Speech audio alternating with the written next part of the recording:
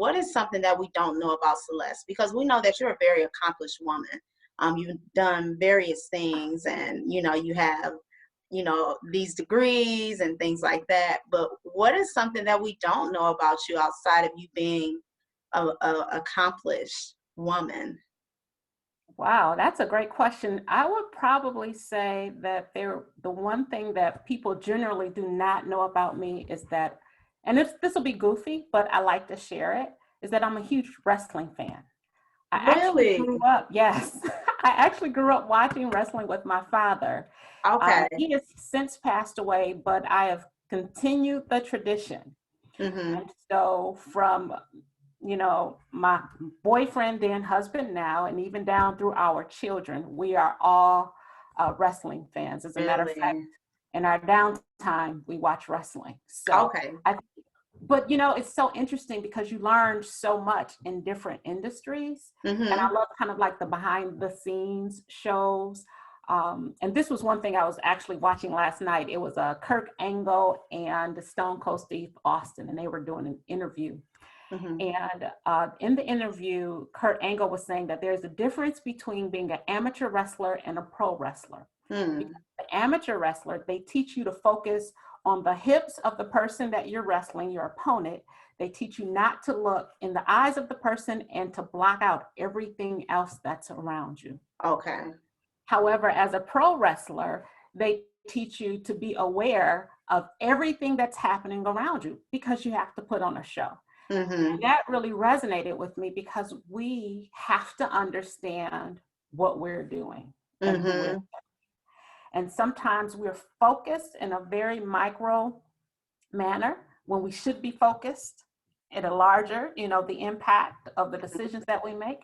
And other times we should be, when we're focused out here, we should be really focused on achieving that specific task at hand. So it was, for me, that little segment was a great reminder of priority, especially. Yeah, it was a great teachable moment. Yeah. And we know you love to teach. Yeah, you see, I just Um, jumped in. Sorry about that.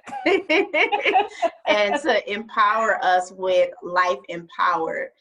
So that is your company that you started, some years back. But you have been empowering and growing organizations for a while, for over almost 20 years. Like, how did you get into that work? What excites you about empowering and helping organizations to expand and grow and meet their organizational goals? One of the things that I've been fortunate to do, and you had mentioned this earlier, actually being gifted and grateful for being able to do the thing that you love. Mm-hmm. And I have always loved to serve people. As a matter of fact, when I was in high school, I used to work for a packaging company, and we would pick model train parts and put them in a box. But when the new people would come, I would naturally train them and help them. Now, mind you, I'm like 17. Hmm. Um, and there were so many boxes we were supposed to pack an hour. And finally, my manager pulled me to the side and said, "Your numbers are dropping." He said, "Do you have any idea why this could be happening?" And I was like, "No, I don't know what's happening." He said, "Because you're too busy helping other people." So I learned at a very young age that I love to help people. Help And people. I've just been able to um, capitalize that and find roles and industries and jobs that would just enable me to do what I love to do. Mm-hmm. So that was your experience at age 17. But when did it hit you that you knew that that was really your talent and your gift? And like you said, moving into that space of being able to capitalize on what you do and to say, this is actually my life purpose. This is it. There's not anything that isn't impactful to people. So what I mean is, as a matter of fact, I just did an entrepreneurship tip, and what I talked about is that fulfilling your dream should also help fulfill other people's dreams, because none of us are an island. So as I think back over my career, I worked in nursing, I worked in banking, I worked in customer service, I've worked in IT. All of those industries, some kind of way, I was able to naturally lead towards or lend to that helping other people. So I don't even have a moment that I can say this was that, where I knew that this was what I was supposed to do. I've just always done it. Yeah, it's just been like a continuum for you. Yeah, it's been a continuum. Now, what I have done is I've gotten better, right? I've developed myself. I've been to school time and time again. I've listened. I've been coached. Those are the things that I've also done, but I can't pinpoint a specific item. Well, what's been a highlight? What's been a highlight for you? Because I know you have coming up, which is this upcoming week, you have one of your amazing entrepreneur event. And this is the 4th year, right? Yes. That you're doing that. And I've heard great things about it. So what is that, like one of your highlights? That is one of my highlights. I think I will also say that just one of the things that I do is I serve as an executive coach, and that too has been a highlight. When you can, help people realize their own best self. That's what a coach does. A lot of times we think of coaches as people telling you what to do. That's not a coach. Helping people understand, learn, and develop who they are so that they can make the best decisions for themselves. That's what real authentic coach is. And being able to watch that happen, it has been significant for me. The EIY Entrepreneur and You Conference, that is my baby. So I have birthed that and I have raised it.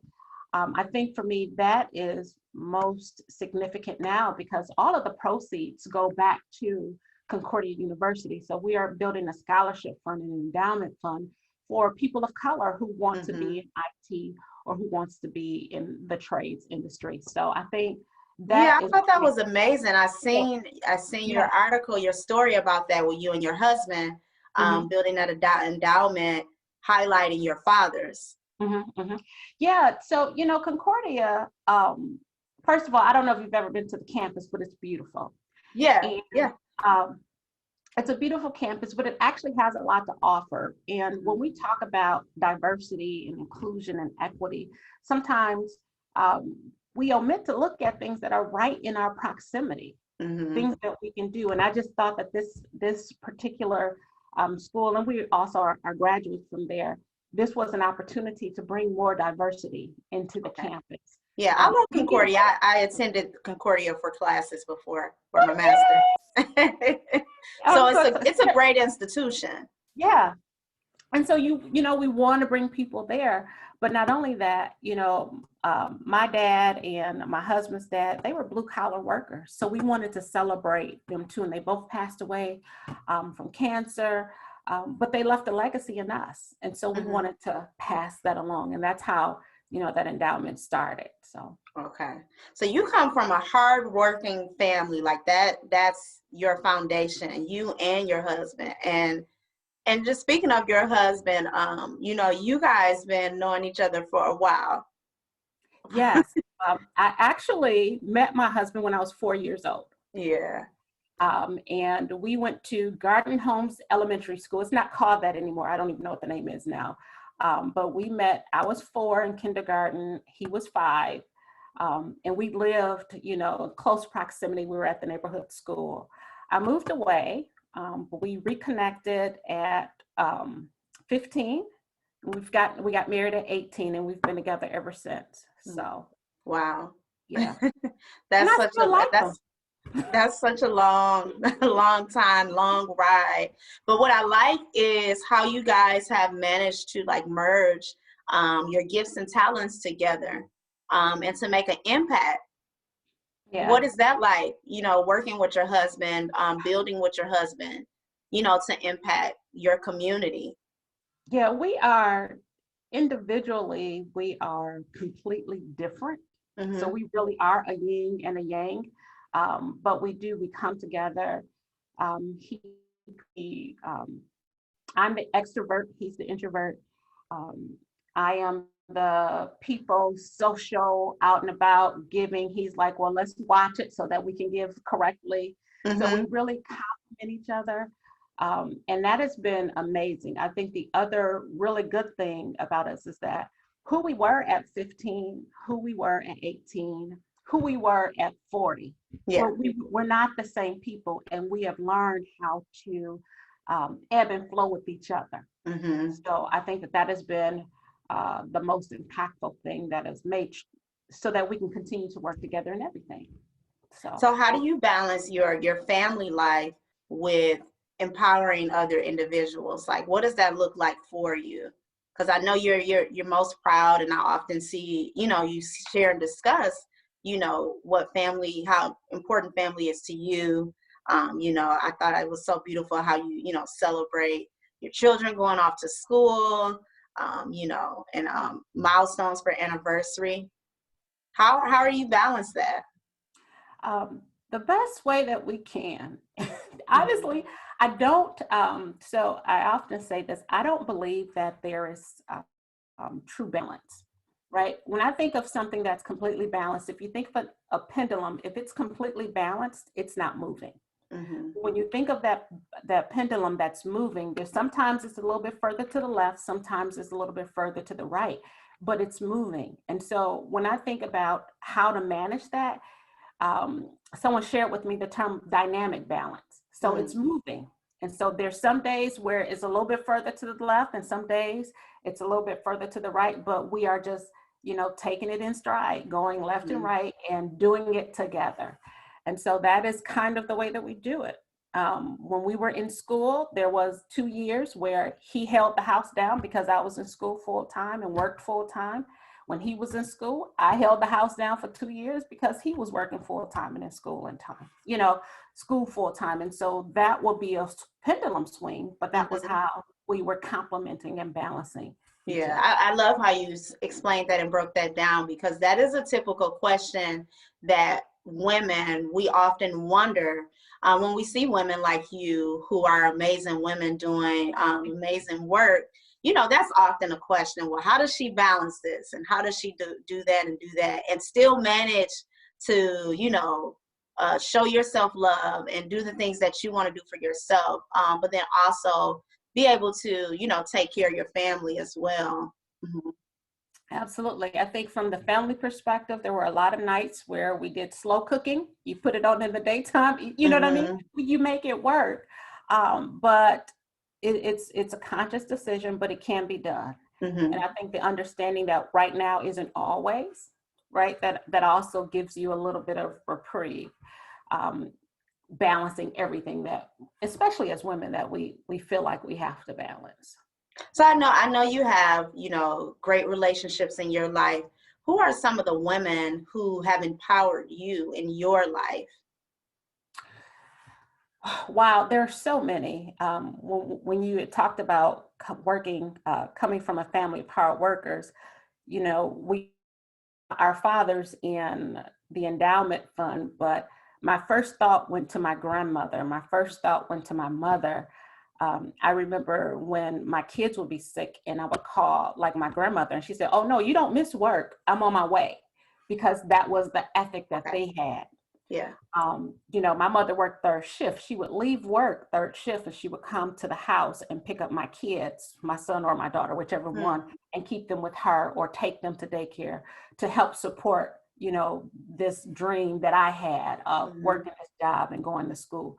So, there's so many. The theme for the conference this year is the power of connection. And one of the people, when Life Empowered started, I started by posting flyers. I lost my job, and I was preparing for my master's degree. And so I'm in this process of looking for a new job. So I started really building my resume, writing resumes, studying it. And I thought somebody else probably needs this information. And so I literally would post flyers on Facebook and say, I am teaching a resume writing class. You just put it out there, just put a filler out there. I just put it out there and people began to come. And I'm sharing that with you because my girlfriend, Tasha Jefferson, she worked for the Milwaukee Urban League, and she said, I think we need somebody that can help us. Let me give you a name. And that was how Life Empowered started. So that was my first paid full contract through a connection. So when we talk about what made you Yeah, what made you take that leap and have that courage to say, okay, let me just put this out there and see what happens when I just Well, put it out there? well, what's the worst that can happen, right? Right. They say no. Okay, that leaves me where I am. I don't lose anything, you know?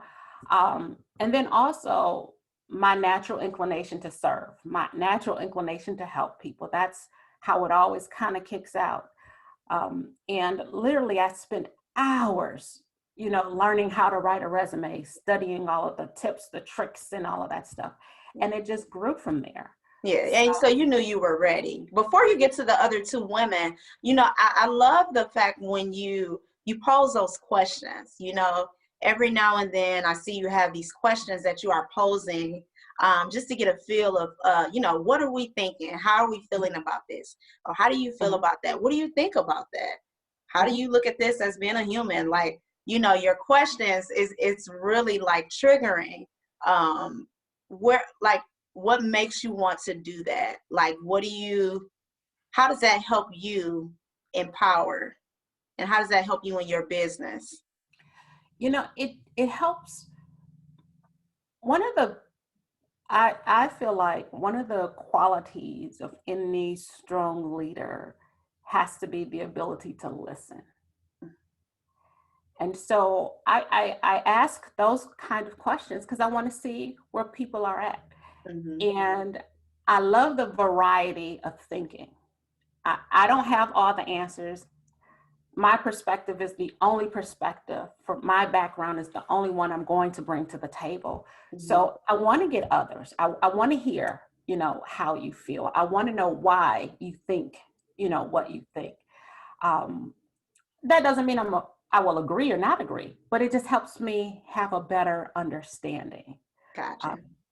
We're all different people, and I respect that. I appreciate that, and I value it.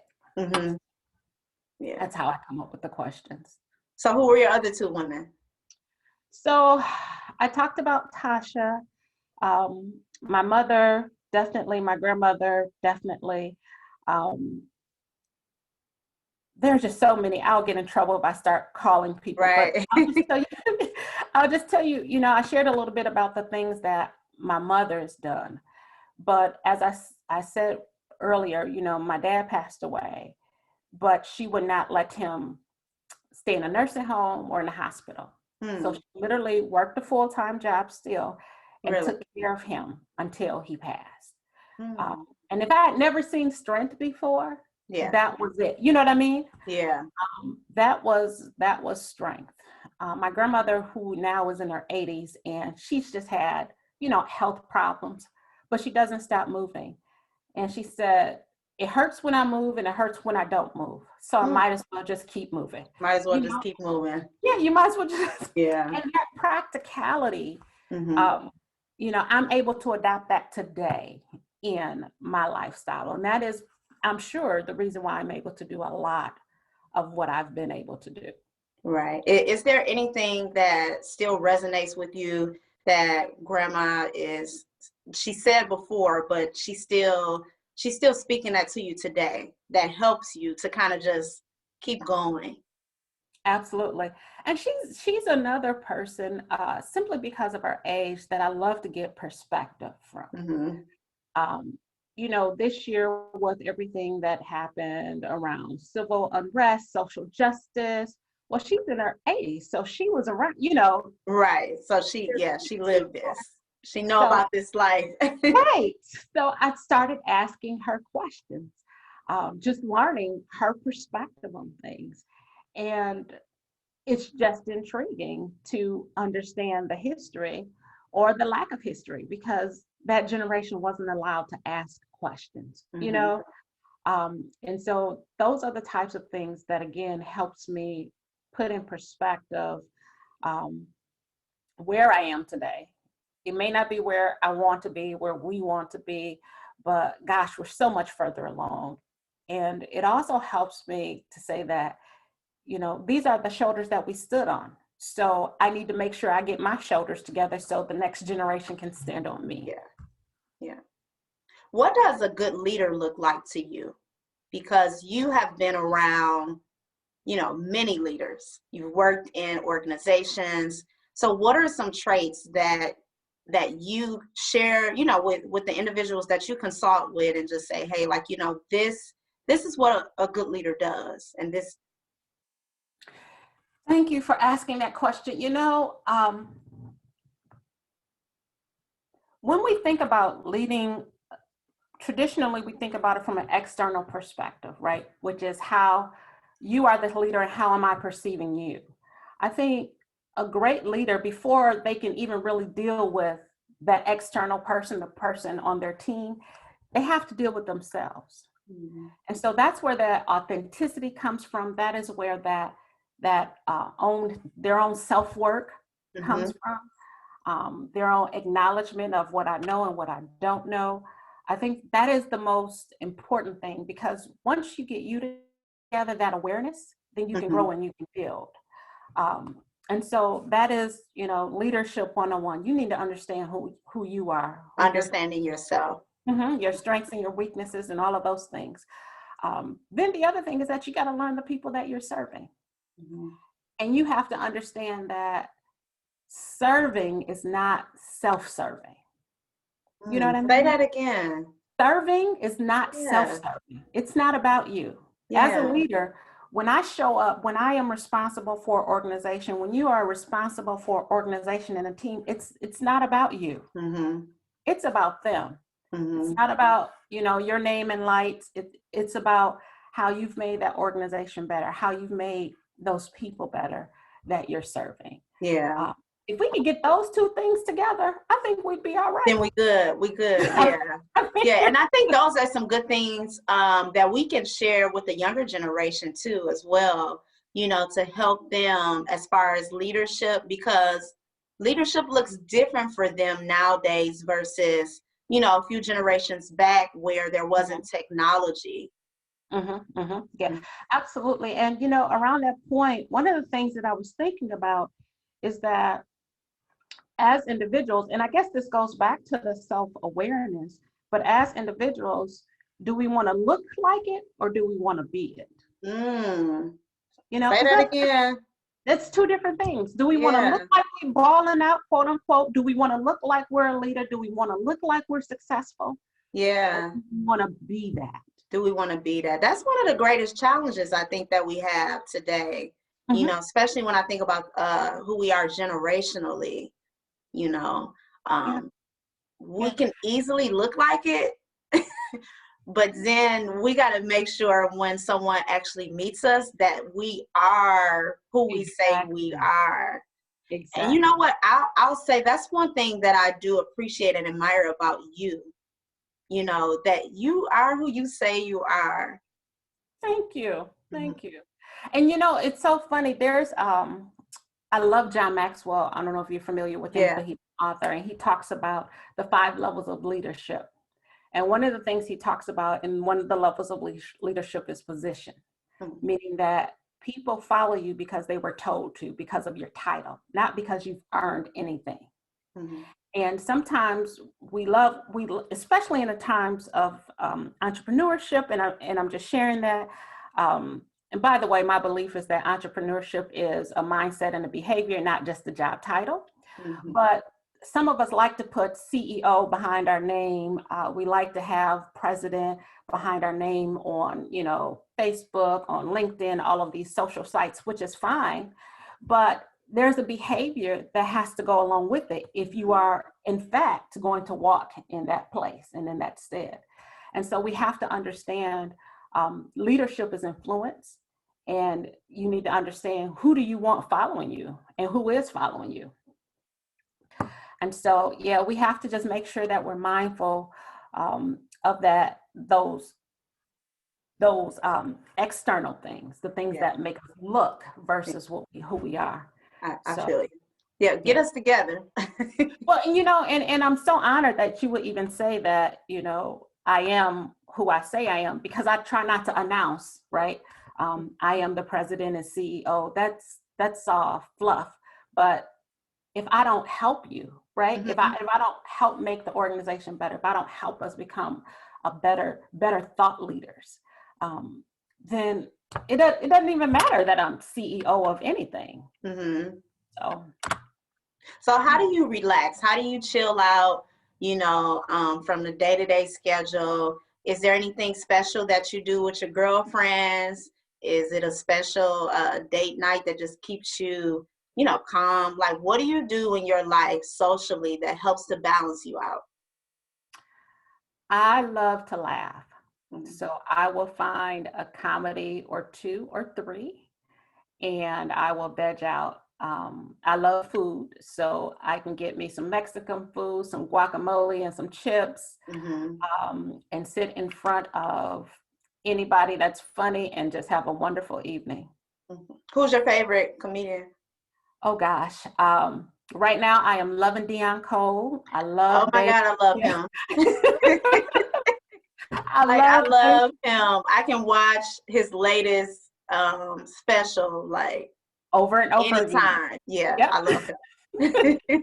Yep. Yeah, So I'm pretty flexible. If you can make me laugh, you got me. you You got, got yeah.